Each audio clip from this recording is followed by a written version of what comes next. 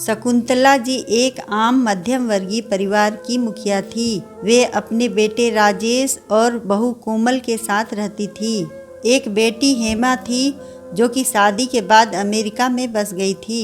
शकुंतला जी के पति का देहांत बहुत पहले ही हो चुका था। राजेश और कोमल की शादी को 4 साल हो गए थे, लेकिन अब तक उनकी कोई औलाद नहीं थी। शकुंतला जी की बहू कोमल भी जॉब करती थी, जो कि शकुंतला जी को बिल्कुल भी पसंद नहीं था। वे जल्द से जल्द दादी बनना चाहती थी, लेकिन कोमल और राजेश यह अच्छी तरह से जानते थे कि अभी कोमल का जॉब करना कितना ज़रूरी था। शकुंतला जी अपने बेटे राजेश से इस बारे में बात करती तो राजेश किसी न किसी बहाने से बात को टाल देता था। इसलिए वे कोमल को ही परेशान करने के बहाने ढूंढती रहती थी ताकि वह अपनी जॉब छोड़ दे। और अभी कोरोना काल में तो मानो उनके मन की मुराद ही पूरी हो गई थी। हालांकि वे दिल की बुरी नहीं थी, लेकिन पोते की चाह में वे ना चाहते हुए भी ऐसा कर जाती थी। अपनी हम उम्र सहेलियों को दादी बनते देखकर उसका मन दुखी हो जाता था। उस दिन भी घर में ऐसा ही कुछ हुआ। ऑफिस में काम की वजह से कोमल देर रात तक सोती रही और शकुंतला जी को अच्छा खासा मौका मिल गया। ये क्या बहू, अभी तक सो रही हो?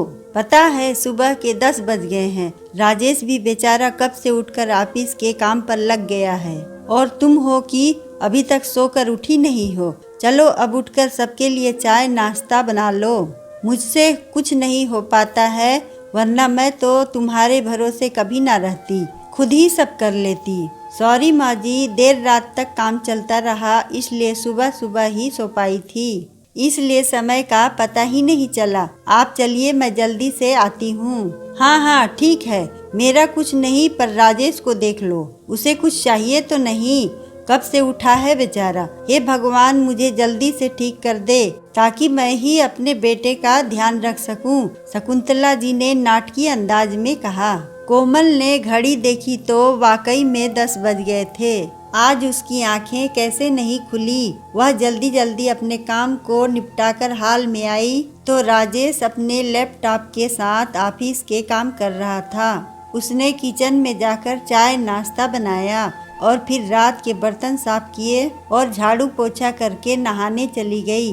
दरअसल कोरोना वायरस की बढ़ती बीमारी की वजह से शहर में पूरी तरह लॉकडाउन किया गया था, इसलिए काम वाली बाई भी नहीं आ रही थी। कोमल खुद एक इंटरनेशनल कंपनी में काम करती थी। उसका ऑफिस टाइम निश्चित नहीं होता था। अधिकतर उसे रात में देर तक काम करना होता था। कल भी उसका काम देर रात तक चलता रहा, इसलिए वह देर रात तक सोती रही।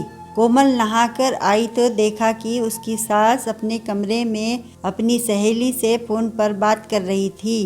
बातचीत में अपना नाम सुनकर कोमल सास की बात सुनने लगी। अरे कौशल्या, तुम भी अपनी बहू को ज्यादा सर पर मत बैठाओ। बहू को ज्यादा उड़ने दोगी तो कल को अपनी नौकरी के चक्कर में वह तुम्हें ही घर की नौकरानी बनाकर छोड़ेगी। मैं तो भाई शुरू से ही कोमल के नौकरी करने के खिलाफ थी। अब करे नौकरी शौक से, पर साथ साथ घर के काम भी करे। मैं तो बदन दर्द का बहाना बनाकर बैठ जाती हूँ, नहीं तो सारे काम का बोझ मेरे सिर पर आ गिरता। मैं कोई मुफ्त की नौकरानी थोड़े ही हूँ। मैं तो कहती हूँ तुम भी यही किया करो। सास की बात सुनकर कोमल की आंखों में आंसू आ गए। वह जिस सास को बीमार समझकर उनकी दिन रात सेवा करती है, उन्हें एक गिलास पानी तक उठाने नहीं देती है। सारा दिन घर का और रात को ऑफिस का काम करके थकान से चूर होकर भी उफ तक नहीं करती, उसका यह फल मिला है उसे। माना वे नौकरी के खिलाफ है, यदि घर की किस्त नहीं होती तो वह भी कभी नौकरी नहीं करती।